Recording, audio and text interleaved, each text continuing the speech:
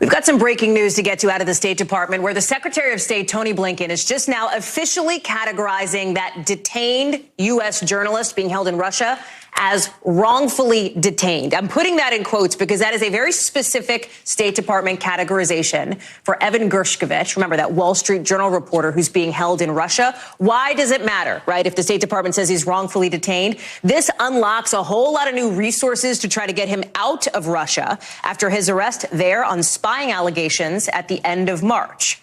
Allegations, by the way, that the Wall Street Journal denies. They're just putting out a statement saying that they are, I'm quoting here, doing everything in our power to support Evan and his family, and will continue working with the State Department and other relevant U.S. officials to push for his release. Our chief foreign affairs correspondent, Andrea Mitchell, has scrambled to a camera for us on this new development, Andrea. This matters, right? This matters Absolutely. For Evan Gershkovich, for his family here, as far as what this means to try to get him out. Explain that. Well, it doesn't change what Russia does, but it does change what the U.S. can do.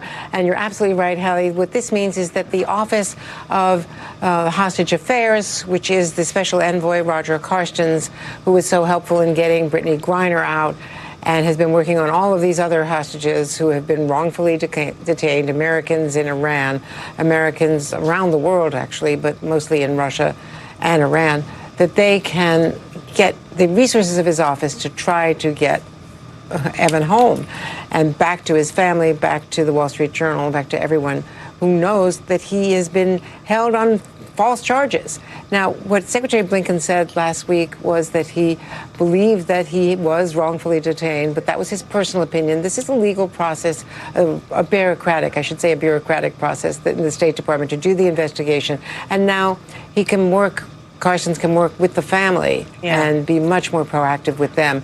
You know, Evan Gershkovich is he is ethnically Russian. His parents were Russian emigres.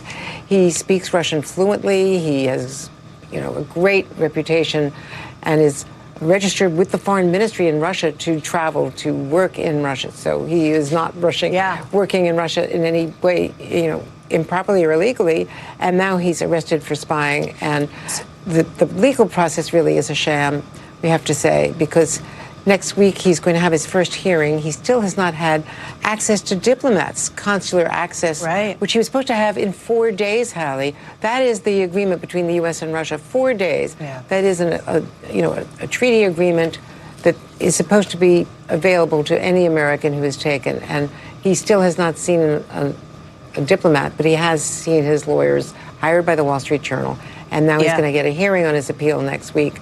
But 99% of the people who go to trial for espionage, you know, Americans, are convicted. So it's not a judicial process as we would understand it.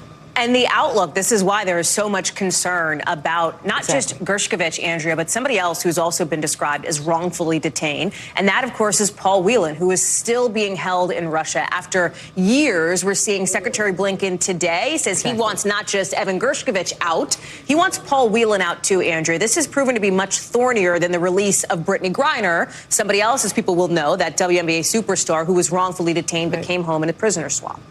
Because she was not charged with espionage, and that does elevate it. You know, she had a minor drug charge, minor drug infraction. This is espionage, and he's been there for 4 years, serving a lengthy 14-year sentence.